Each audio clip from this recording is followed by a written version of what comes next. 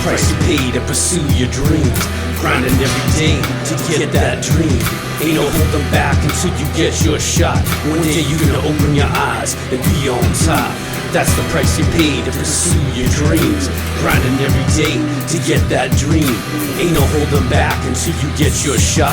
One day you're gonna open your eyes and be on top. Been playing this game since I was 10 years of age. I wanted to make my mark ever since my Pop Warner days. When I strapped that helmet, I'm knocking dudes into a blaze. A lockdown corner going all the way through 7th and 8th grade. Entering high school, I'm ready to write another page. Busting my ass and lifting weights. It's a much higher level, but I'm still making plays. No time to party or bask in my glory days. It's college preparatory classes every single day.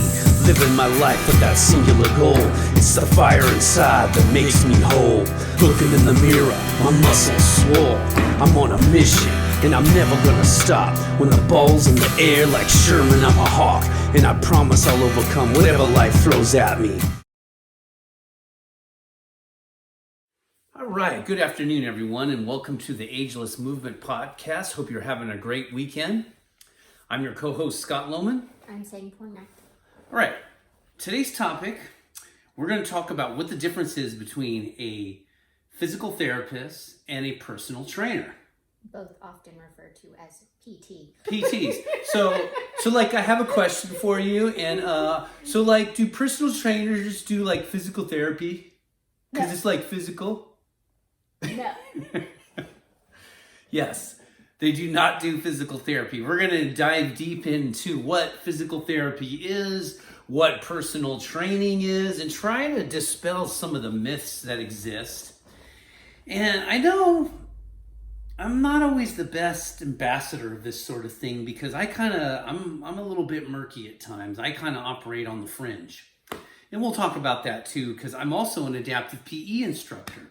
And I would say an adaptive PE instructor is something in between a physical therapist and a personal trainer. Not a physical therapist, though, by the way. Even though it looks like a lot of what we do is physical therapy. And we're going to get in there and provide a lot of context to all of this because it can be confusing. It can be murky at times.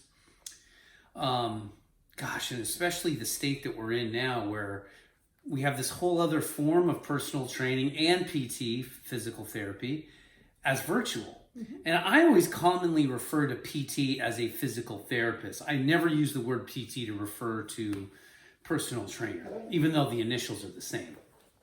I'm just not do it in a room full of other trainers. Yeah, see, I don't really do that.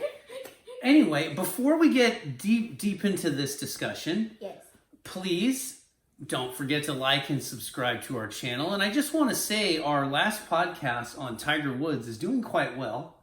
The views are still going up and we're, more than a week. We're at the 7-day point and we're very happy that you've watched it, supported it. And one thing I might not have mentioned in the past, you can also share the video. And any of you on social media, you could just click the share button and add it to post it as Facebook or Twitter or whatever you want, Instagram. I highly encourage you to do it. We're expanding the channel and we want to give you a lot more information. All right, so let's start off with basic definitions. What is a physical therapist? What is a personal trainer? And maybe some of the visuals will help clarify things. Let's get to the visuals. So basically, a personal trainer in a nutshell is someone who sets an individual up on an exercise program, monitors their progress, teaches them how to properly perform exercises. And this is where it gets a little bit murky for me because it's one thing to show someone how to actually do an exercise. It's another thing when you're like a movement specialist and you really are trained in corrective movement. It isn't just, this is how you do the exercise. This is how you should move. This is how you should carry this movement into your daily life. This is why it's important to hinge. This is why it's important to have good posture and be able to stack your joints properly. That kind of, that is a bit on the fringe because personal trainers traditionally wouldn't necessarily get that far into it. But here's the problem. almost everybody you're going to work with, if you are a personal trainer, has an issue, a movement issue, an orthopedic issue, some type of issue.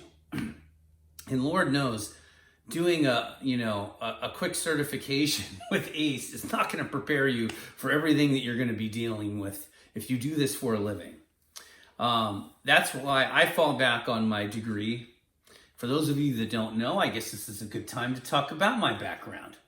I have a degree in what they used to call kinesiology, which is the study of movement. I have an area of emphasis, this is a bachelor's degree, in adaptive physical education.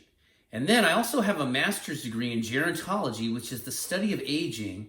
And I have an emphasis on fitness and aging, because most of the people that I work with are over 65, 70 years old. Some aren't, most are. And I felt like that would be advantageous for me to have some knowledge in that area. And I gotta say, I use what I learned in college pretty much every day. And then there's a lot more that I've learned, obviously, post-college, especially in the practical part of the field, especially a lot in fascia and soft tissue work and quality of movement I've learned extensively after college. And I don't know that there's any one certification that's going to give you the answers to all of this. You sort of have to take the best of all the information that you read and you research.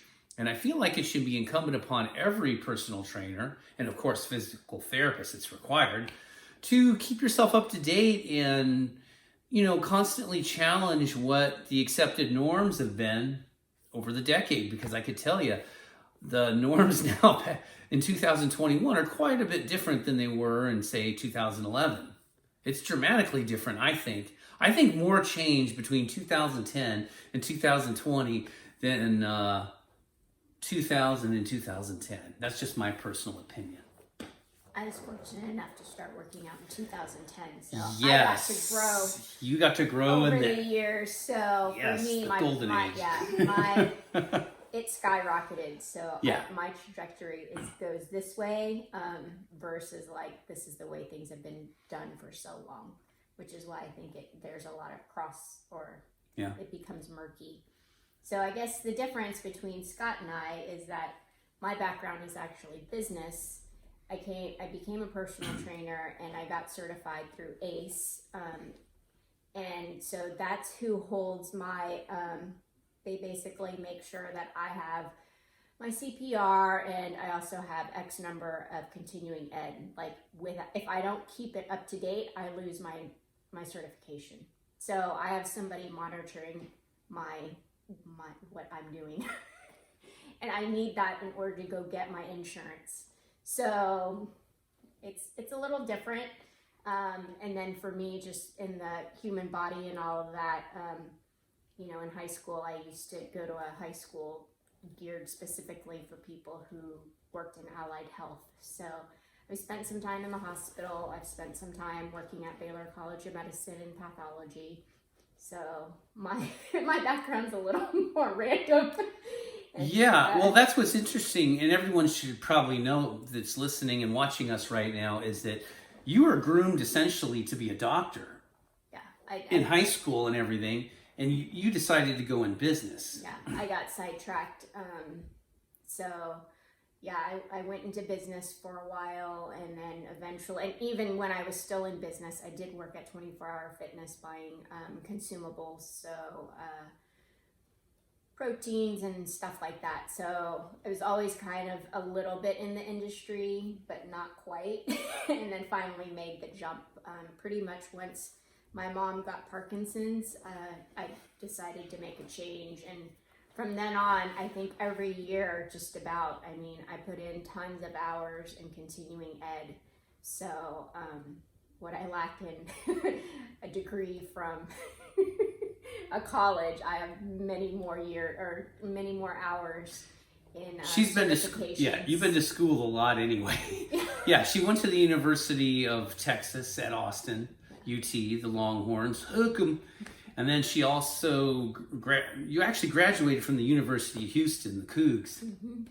Yeah, so that's where you finished your education, but you did spend a lot of time at UT. So she's highly educated like I am, just in a little different area. And she's educated herself quite a bit extensively through all her credentialing and her, all of her, I'm trying to think of the word again.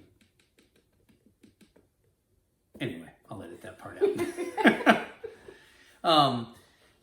Conferences and... I go to a lot of conferences. Yeah. I spend a lot of time with various people, just doing very informal things. I had an awesome mentor who I did work for. That's Dan John? Oh, I used to work out with Dan John. Yeah. For those of you who don't know, Dan John is a major heavyweight in the fitness industry. He has a very close relationship, or had a very close relationship, with a guy named Pavel, who basically introduced the kettlebell to America and all the techniques, the many techniques in which you can use a kettlebell. And, he was a guy that trained Russian special forces, and he's Russian himself. Not that it's a big shock, his name's Pavel. And he's been in America since the 70s, I believe, right? Late 70s, early 80s, something like that. And he's just very much a central figure in kettlebell fitness in America. So you had the pleasure of working with him early on when you first started exercising. He's the one that essentially helped introduce you the proper techniques for using kettlebells. Mm-hmm. And then, of course, you started working with personal trainers as you were working in the retail industry. And you just kind of made your transition over time. I think I was probably the hammer that knocked the nail into you changing your career, huh? Well, I mean, there was a lot of things that well, there was stress and everything, yeah. That and your health. Right. Yeah. So I made the choice to move over. So, I mean, I initially started volunteering in a class that was taught at adaptive PE for Parkinson's under a physical therapist who basically helped us expand our Parkinson's program. Yeah. So John Bertollet. Yep. From Kaiser, PT. Mm-hmm. Kaiser in Redwood City. He's also been in the Kaiser in San Mateo as well. Mm-hmm. Great guy. Mm-hmm. Good therapist. Yep. And for those of you who don't know, for the nonprofit we teach for adaptive physical education, Redwood City, we do have regular physical therapists from Kaiser. They started in Kaiser, Redwood City, like Katie, and I can't say her last name. She's got this really complicated Polish last name. Patronek or whatever. I can't say her name. And then, of course, Teresa Najar. Sorry, it just didn't. Even though she's no longer at. Yeah, but she's still a PT. But that's where she came from. Yeah, she came from there, and she was instrumental in starting the program, in our nonprofit. So yeah, we have a very diverse program as far as what we offer, and a very, very big, I think, a very big Parkinson's neuromuscular exercise program within our adaptive PE program. So we try to cater to everyone. We cater to the higher functioning, borderline, athletes, and we also like to cater to people that obviously are maybe low functioning and want to become more functional. And like I said, in terms of in terms of Parkinson's, we have people on the very high end and people on the low end, and we try to get the low people to the high end and keep the high people on the high end. We like the high end. Okay, that was enough babbling. Let's get on to what is the difference between a physical therapist and a personal trainer in a concrete sort of way. Okay, you want to take personal trainer? I can. So the purpose is to train relatively healthy individuals to reach their individual fitness goals. And what does a physical therapist do there? They rehabilitate individuals who have suffered from a change in movement due to illness, injury, or disease. And that can be very mild or that can be very severe. And I'll tell you, people that are very astute and know their body very well will realize something's wrong, and they'll go see a physical therapist to try to thwart disaster. Okay, essentially, this is where it's a little tricky. a lot of personal trainers do have college degrees. Mm-hmm. They're not necessarily people that only got a certification. But then again, there's a lot of personal trainers that don't have college degrees that do just have a certification. And, the best way to find a personal trainer, it's kind of like, I know this sounds weird, but it's kind of like finding a good physical therapist. You have to try them out. And I always encourage people, because I've been in situations where I've had clients, and I recommend that they get a personal trainer, a physical therapist. And a lot of them, I have met people that are just really just push back a lot on the whole idea of a physical therapist, or they don't like physical therapists, and it's just such a strange phenomenon to me. And I always tell them the same thing, and this is what calms them down. I say, look, you're going to be given a physical therapist. Let's say you're at Kaiser. You don't like whoever it is. Guess what? You can request another physical therapist. It's that simple. You're paying a lot for your health insurance. And if you don't think you are, because your job provides it, you are paying for it. Because that comes out of your salary. You'd be making more money if your employer didn't have to pay for your health insurance. So we're all paying for it in one way or another. Take advantage of it. If there's someone that you don't like or you don't have good rapport with, find someone else within the network. It's not that hard. Okay. Had to get that off my chest. Okay.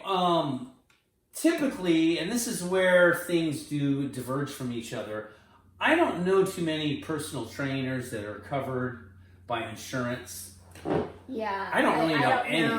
I don't know very many. I mean, I know there is a way, but most of us are not going to go that route just because... A lot of paperwork. Yeah, the time that it takes to deal with the insurance companies, plus you need a code, and most of us don't know the codes for all of that. Plus, if you do coverage through insurance, you have a certain, you personally have to perform to a certain level, and that personal trainer, usually it's a physical therapist, says, okay, this person has met, check. And a lot of times that even comes down to the degree and the angle of a joint and all of that. So that tends to fall more under physical therapy than it does under personal trainer. I mean, I've heard of a handful who can, but like I said, it requires knowing the codes, which most of us don't. I mean, I could get a hold of them, but it doesn't mean I'm going to try, because just to work with an insurance company it's quite a lengthy process. I do know that. And not every insurance company is on board. Some are, some aren't. They're really going to look at your qualifications, if they're going to give you money through the insurance, and I'm sure they'll find a way to short you or they'll constrain you too much. That's my big concern. I don't want anybody clipping my own wings in terms of what I can do with a client, because I like to get results. Yeah. And I know sometimes I'm a little in between the lines, but I get results and people don't get hurt. Okay, next thing, accessibility. Generally, and this is probably true, a lot of personal trainers are recommended through word of mouth network. Some people use Yelp. Other people use a lot of other tools, or they just trust people they know that they work out with about who's a good trainer. And then, like I said, usually PTs are part of physical therapists are part of a network, and you're going to be assigned a physical therapist. But like I said before, if you're not happy with that physical therapist, you can find another one within your network. And hey, if you're happy with that physical therapist, stick with that person. That's great. Okay, specialties. What do you specialize in if you're a personal trainer? You want to cover that one? Yeah, basically it's performance, weight management, disease prevention, orthopedics, special populations, and yoga and Pilates. Okay. So I'm not sure what orthopedics, what do they mean by orthopedics? People that are just overcoming, they've already seen a PT? Well, I mean, I think for instance, if there's a range of motion, that could be fixed. Okay, yeah. A muscle issue. Basically lining up the body better. I think that's why it falls under there, because it actually comes over here too. Yeah, that is interesting. And there is some carryover, and that's the thing. But generally speaking, I mean, physical therapists that are part of a network, they're definitely not going to, they're not just going to work with you like a personal trainer. They're not going to set you up on a fitness program. They're basically honed in on whatever your injury is, especially if it's part of a insurance network. So, for instance, when I had my knee surgery and I went through rehab, Eric, the guy that was working with me from Kaiser, who's a physical therapist, he was focused on my knee strictly. That's the main thing. Now, other things play into this because everything relates to everything else, of course, but that's primarily what he was concerned about. He wasn't giving me advice on overall exercise. That's my area of expertise. Okay, so anything else you want to say about defining the differences between the two? I think we've made it fairly clear. I'll say this. Physical therapists, like I said, are part of a network by and large, but it does not mean that you have to only work with a physical therapist through a network. There's a large amount of physical therapists that do not work within the insurance network, that operate independently, and they provide a unique type of service that your network PTs generally aren't going to provide. Okay, anything else you want to add to this? Nope. Okay, so let's move on to, what's the reason why you would hire a personal trainer, let's say. I think for a lot of us, we have different reasons of why we would hire a personal trainer. I think for a lot of people, it's accountability because they're not going to do it on their own. I've seen that with quite a bit of people. And it's one of those situations where if you do have the money and you can't afford a personal trainer and you essentially need the personal trainer to do a number of things, but number one, to hold you accountable, to make sure you do your 3 or 4 workouts a week or whatever it is too, and to make sure you're performing the exercises safely, correctly, and that they can make the necessary changes to your training regimen over time, which is important, and it's really tough for a lot of people to figure this out on their own. And I can understand why. If you don't have a background in fitness, that's a difficult thing to figure out on your own. I'd say the other reason too is oftentimes you have people that are older adults that maybe are on the higher end of the age scale. Maybe they're, over 80, 85, 90 plus. And maybe they're having trouble remembering things, with cognition. And they know they're not going to be able to perform these exercises correctly on their own. So they like the guidance, they like the company, they like the support that goes along with having a personal trainer. Mm-hmm. And that's another area of somebody that should consider a personal trainer because, I've met people that really aren't going to be able to, I'd say, adequately cover all the areas and needs in their training regimen on their own. And that's common. And if they do have the money and they can't afford to do it, I highly encourage you to do it, for sure. Now, let's talk about these physical therapists that are outside of the insurance network. Okay. So that's an interesting thing too, and you may not know about that if you're watching this. Who would do that? Now, why would they do that? So I have somebody who I've tried to refer to a physical therapist for many years, because basically when he came back to me, I noticed there was an interesting way he moved. Over time, it didn't actually improve. And I kept pointing it out. I kept cueing him. At one point, we were in person, and I kept trying to cue more kinesthetically, and that wasn't happening either. And now that he's going to physical therapy, it just makes me think you know what? I think this is actually something orthopedic from when he was a child.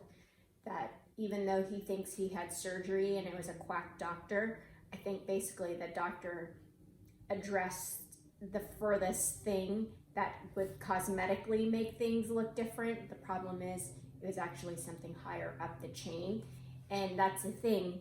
A physical therapist, and it might even have to go to a doctor, will have to go in and look to see what change actually happened, because there was no PT after that surgery. Because I think he was really young, toddler young.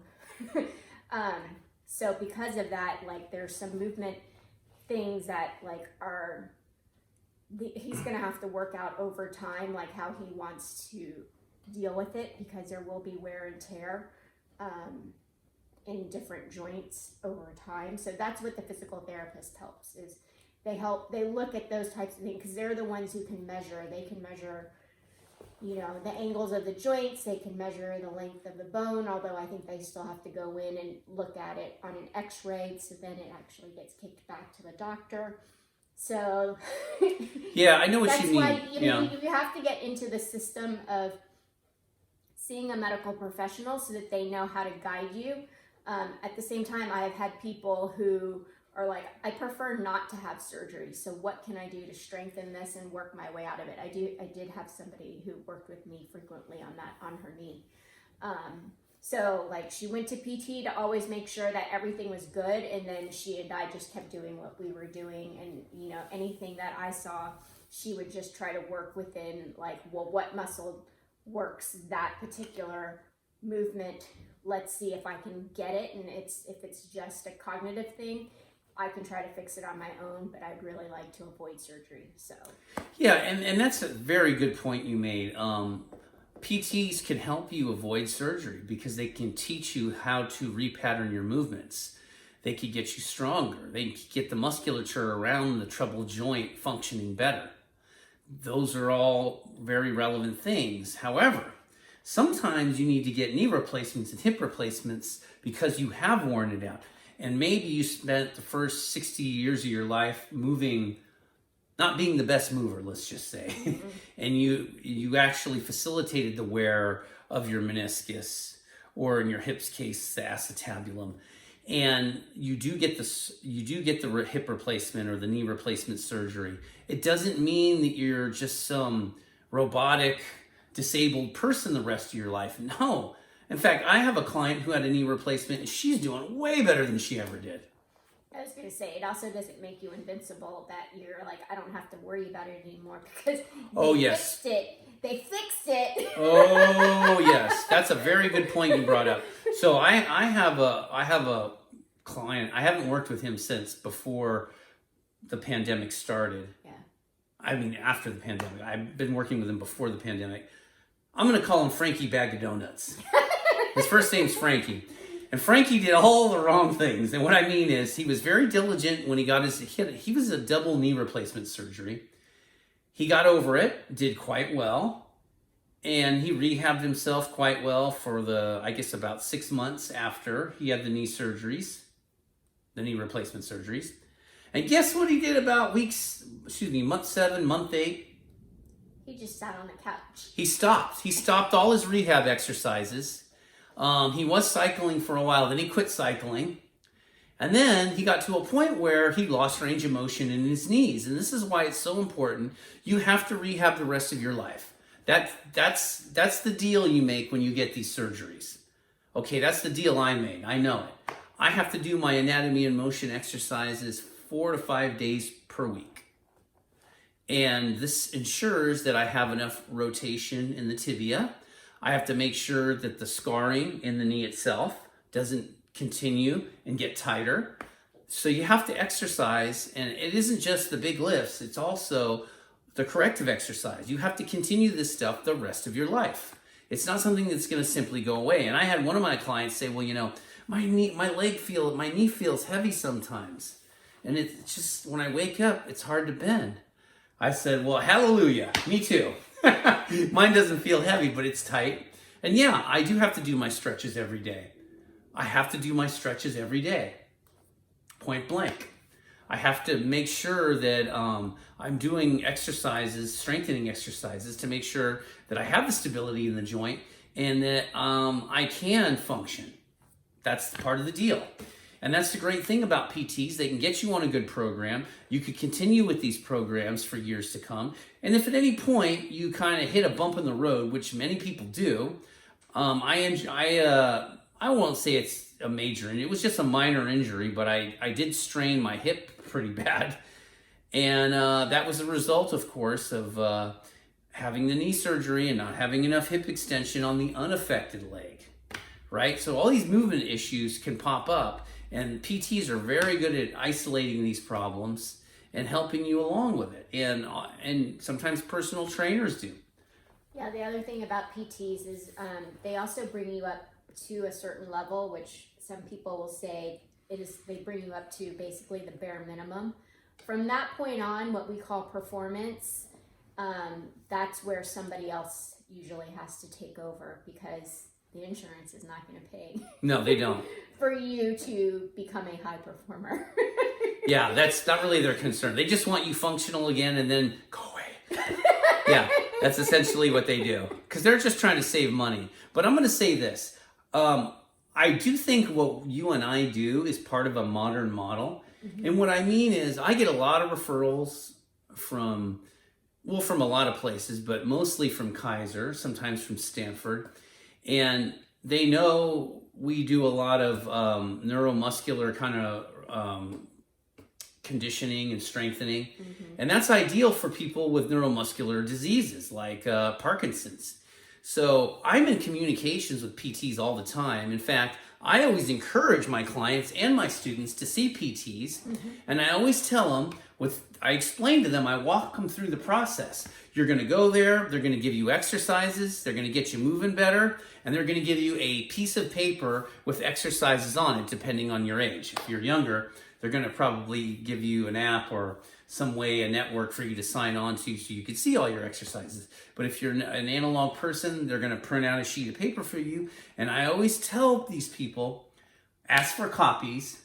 Have one copy for me, the trainer, or the adaptive PE instructor, so I can see what the personal trainer's objectives are with their client, with my student or client. And then I know by looking at it what they're trying to do. And then I feel like I'm staying within, I would say, are the directives of my responsibilities. I'm not going outside of it. These are the objectives. I may choose a few different exercises over time, but they're within the context, the overall context and goals of what the physical therapist wants the client to do. So I like physical therapists. I'm in communication with them quite often. And even if I'm not, all I have to do is look at that piece of paper and I know exactly what that personal trainer wants my client to do or student. I'd say like the best scenario, like I have a few. I don't necessarily work in any particular network. It's just with a lot of my clients, there's an understanding that when they go see their physical therapist, they do say, well, I do work out regularly with a personal trainer.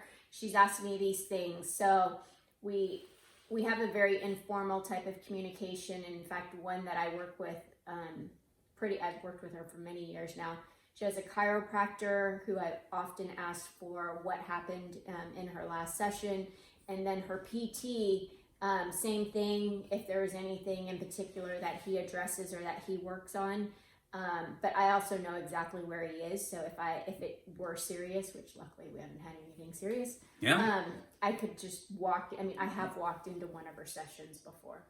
And I mean, in the past, we've even had a student who his PT was at Stanford, and we used to text her whenever we had a question. And she was so good. She was great. She would text us back within the class time that we had this particular student, which is very rare. And I know it's very rare because sometimes it's difficult between personal trainers and physical therapists. But I mean, on the best case scenarios, I mean, I have quite a few that I think work out similar to that. Yeah, and I really think in the future, I would like to see a fitness model where personal trainers get to know physical therapists. And I've been very fortunate in that case. I was invited to Stanford's neuro rehab facility, and I saw all the cutting edge things that they were doing, learned from them. I taught them a few little things that they maybe didn't know about shoulders. And you learn and you exchange information with each other, and then they feel comfortable knowing, hey, I've been working with this person for 3 weeks or even 8 weeks in neuro rehab, and I want to send this person to somebody that I feel confident will keep them going in the direction they're going in, that have a fundamental understanding of what we are doing And I need that comfort zone. I need to know that person I can trust is going to guide this client of ours correctly. And that's the kind of relationship I've developed with a lot of PTs. And I think that's the model that I basically like. Mm-hmm. I mean, in the past, personal trainers were always something that was confined to the commercial gym, and they weren't really learning anything outside of that environment. Now I feel like there should be a connection between, you have the doctor, you have the physical therapist, and you have the personal trainer. It should be like a triad, a three-way thing that goes on, where there's communication. And, doctors primarily, they identify problems, they fix problems with surgery or with prescriptions of physical therapy. And, they provide, if they don't know the answer to the problem because it's not something that they can fix with surgery or medication, then they prescribe physical therapy. And those are the solutions. And the physical therapist further comes up with more solutions by saying, hey, you should go to this nonprofit here. They focus on people like you that have been through physical therapy, that need to maintain your overall fitness and health, but somebody that's knowledgeable enough to understand what your limitations are and how to continue the exercises we've given you that we want you to do. And you got to understand something. Your body, like everything else, is fluid. It's fluid. It doesn't stay the same. You may improve drastically in one area, and as you're improving in one area, another problem may pop up. Trust me, I'm the expert on that. I've had many times where I fixed a problem and then noticed another problem on the horizon or on the periphery. And that's part of the challenge, of taking care of our own health and also being a personal trainer or an adaptive PE instructor, such as our cases, because we're both APE instructors to a large degree. Yeah. Okay, so I think we've kind of covered what the differences are and what the similarities are, because there are some murky areas. And hopefully we've been able to distinguish what the clear differences are between the two. So you have some expectation when you do get a physical therapist or you do seek out a personal trainer. You know what to look for and what their role should be. Now, excuse me. What is really fascinating nowadays in 2021, we've been in a pandemic. Now we're in a situation where a lot of physical therapy is done virtually as well as personal training. And we do have some numbers that show there is some benefit to virtual personal training. I know some of you are cringing at the thought of that, but it's a lot better than nothing. And you could get a lot out of it. Yeah, I have somebody my client who refused to go for many years, and that was the thing. Had he gone when we initially talked about it, he would have been able to be in person, but now is virtual. So I will say the process is a little bit slower on my side. Mm-hmm. This is kind of my first client who's gone to PT virtually that I can think of, next to you. But that's the thing, like, you did the consult, you had like 2 consults on virtual, and then eventually you got to go in. Yes, I did. So I'm still not at the going in part with my client, but hopefully it will happen soon, because like I said, it is rather slow. And I don't know how they're going to do a spine evaluation online. Yeah, see, that's the thing.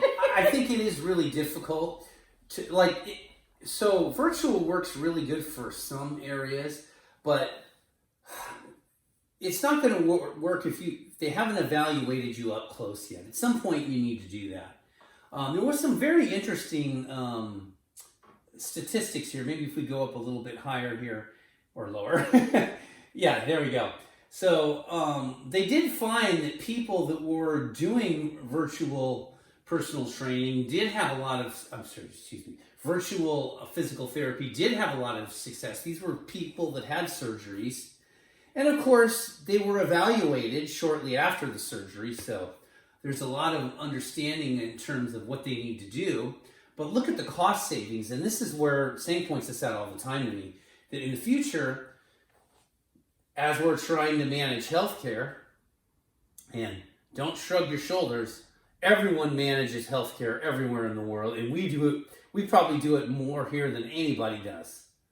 in this free market healthcare system that we love to call as America, 12 weeks after being discharged from the hospital, it was only about $1,050, right, for virtual group compared to $2,800 for the in-person.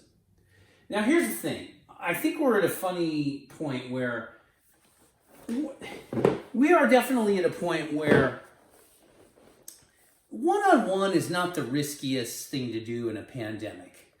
Because, you can mitigate a lot of the risks. You can wear masks. You can make sure that you're in a room with a HEPA filter, moving air around. That's not hard to do at all. I mean, you can really minimize risk. You clean everything. I'm confident in saying all the one-on-one clients I've been working with now for close to a year, no one's gotten sick because we've taken the proper precautions. And I think one-on-one can be done. Now, where it gets very tricky is when you shove 30 people into a room. Now it's, if one person has the virus, it's going to get spread everywhere in that case. Or maybe not everywhere, but people are going to be at risk, essentially. So this isn't just about the pandemic, although that definitely facilitated things. It's largely going to be about managing cost. And I could say this, if you get somebody on a program and you've already worked with them one-on-one, you could probably do quite a few sessions virtually if that patient's very motivated, and achieve quite a bit. However, if something does spring up where there is a possible injury and they don't know what it is and you're trying to speculate as to what it is and you're a PT, well then at some point you do have to come in.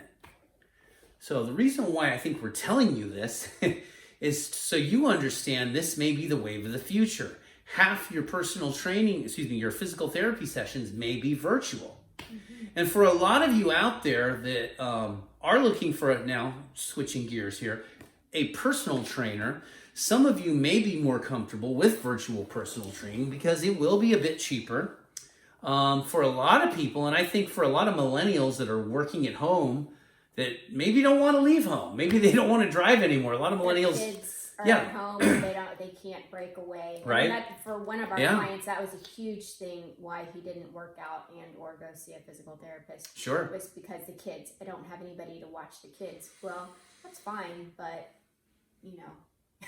you can do it virtually. And I think this is as time moves forward and people will continue to do more and more within their house, I think you're going to see a higher demand for virtual personal training. Wouldn't surprise me at all.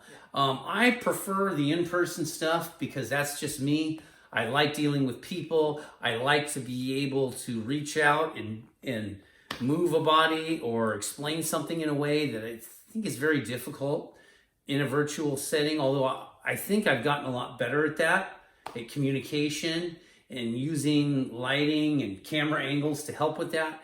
But I just personally prefer the in-person teaching and the in-person, especially the personal training. That's very challenging to do virtually. And that's not to say that you can't go see somebody in person, because initially when my client went to the doctor, I already gave him the list of people I wanted him to see, and one of those people had actually worked on you. Yeah. That's how we decided. Like at first I'm like, I don't really have anybody for you, because I didn't know anybody. And then the more you and I talked about it, the more I was like, oh yeah, he'll be really good with him. So he offered everything. I mean, whatever your comfort level was. So if you preferred in-person, he would do in-person, but my client chose to go the route of staying within the medical system. Yeah. So of course, Stanford, their PT is not in person. Yeah, so that's true. That's the choice that you have to make. Yeah. I mean, like, I know had he gone to the person I referred him to, not only would I have been able to make a relationship with that PT, I mean, I think it would have been a lot faster.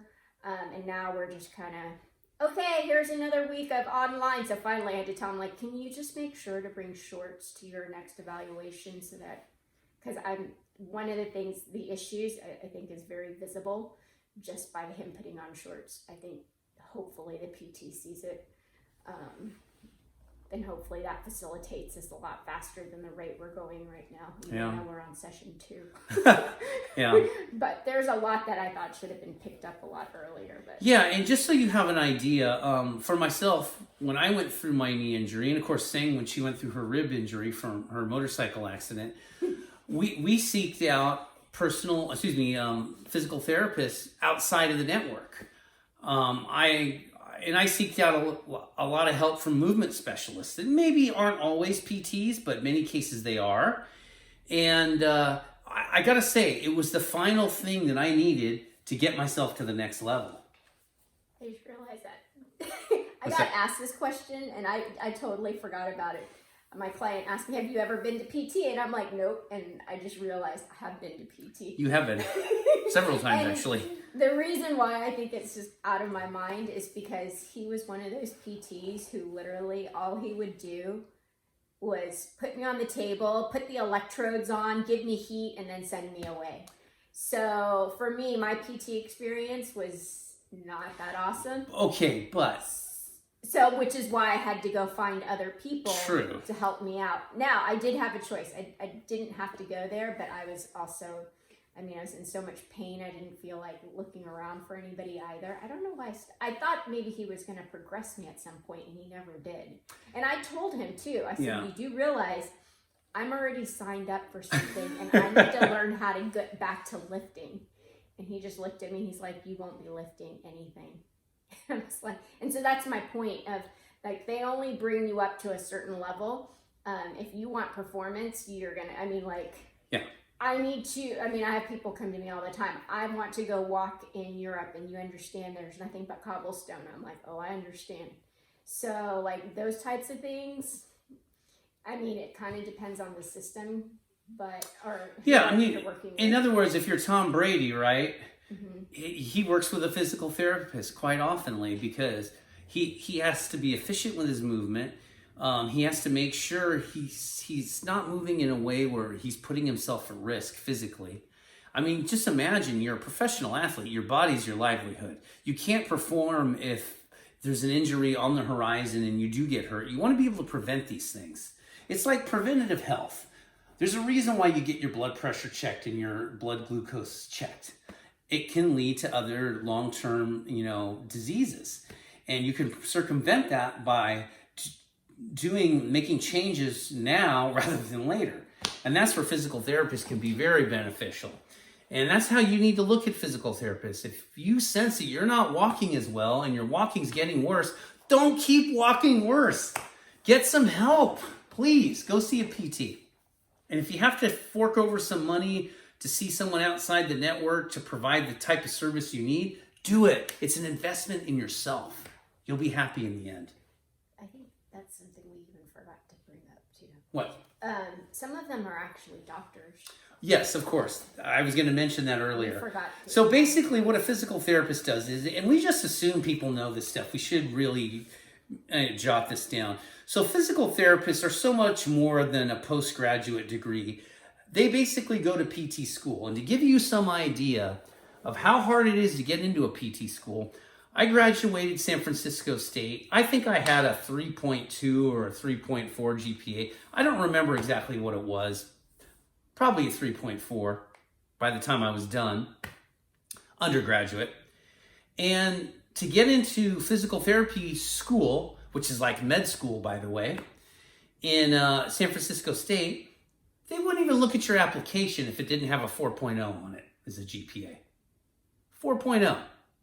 And that doesn't even talk about your hands-on things that you've done, that you've excelled at, right? Because that's what they really want. And I think they've reevaluated a lot of this over the years because a lot of the PTs I went to school with at San Francisco State back in the mid-90s did not have a fundamental understanding of how muscles work and movement. And they were constantly coming to me when we took our anatomical kinesiology class, which is basically analyzing exercise, what muscles are the primary movers, which muscles are the secondary movers, which muscles are the antagonist muscles, which work to the opposite of what you're doing. So in other words, if you're doing a pull-up, right, you're pulling yourself up, your lats are your primary movers. Those are your agonist movers. Your antagonist would be your pecs, right? They're not facilitating that movement. So they didn't have any understanding about how all of this works, because a lot of them were nerdy book nerds. And I'm not saying it's not good to be a nerdy book nerd. It's good. But if you want to be a physical therapist and you deal in movement, you have to have some familiarity with movement, correct? Yes. So I taught a lot of them what the difference was between, say, an eccentric muscle contraction, a concentric muscle contraction, on a bench press, on a pull-up, on a squat, on a deadlift. It took them time to learn this stuff, and they wanted an easy formula, like a mathematical formula to figure out, and it doesn't work like that. Are you done? I'm done. I'm off my soapbox. So that actually brings up another topic that Yeah. I totally forgot about. So with this pandemic, another thing happened too is that a lot of people, and like I noticed this in a lot of conversations I would be in on, is that people wanting to go into personal training and then they go into online training, but they've never done an in-person workout. Yeah. Which in itself is a whole different realm of working out with a client. So that's another thing to kind of look out for, because it's easy to look on paper and go, oh, you have all these credentials, but yet you realize, so what Scott's talking about, like not having hands-on to actually know, or even the experience to know, like, okay, what's happening on this camera, like this is normal for this individual, but they only know textbook. Yes. Yeah, it's true.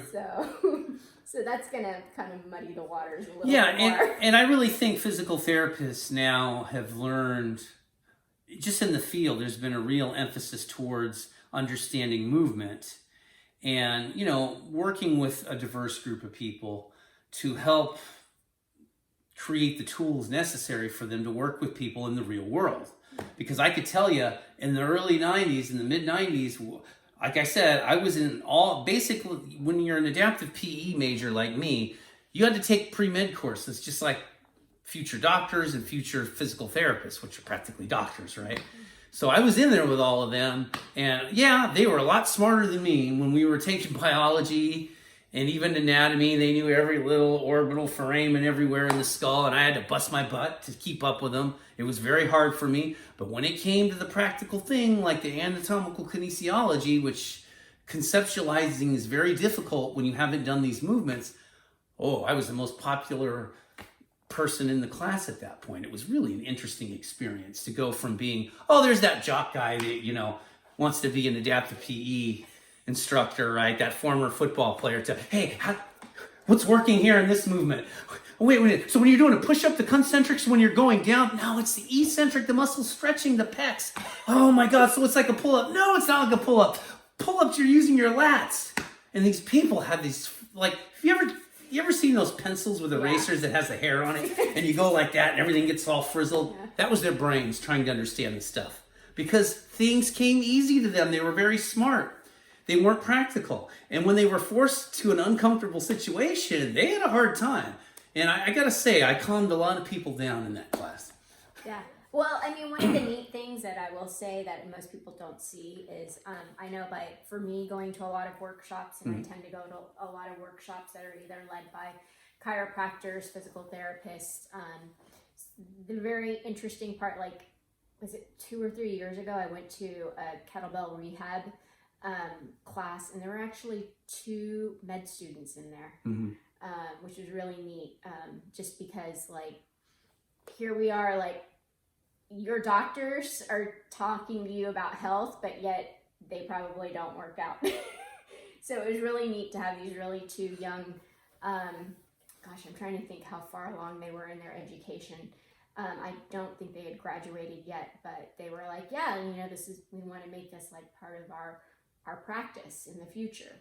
So, I mean, there are some people out there, and I'm in a business coaching right now where there are, I think there might be physician assistant who wants to coach. I don't know where she's from, but there's bound to be a few here and there. Not saying that there's tons of them around, but you'll find a handful. So, that's actually a really cool model. to, you know, be on that part, you know, to have that medical knowledge and, you know, because the thing is, most of what we do is all about how we move. Yeah. Hopefully you don't need the medicine part too much, but if you do, it might be there if you're, you know, depending on who you're working with. Yeah. Well, anything else you want to add? No, I think that's it. I think we covered it all. We covered a lot more than I thought we were going to cover today with this. And hey, if you have any questions, please leave them in the comment section. We'd love to answer whatever questions you may have.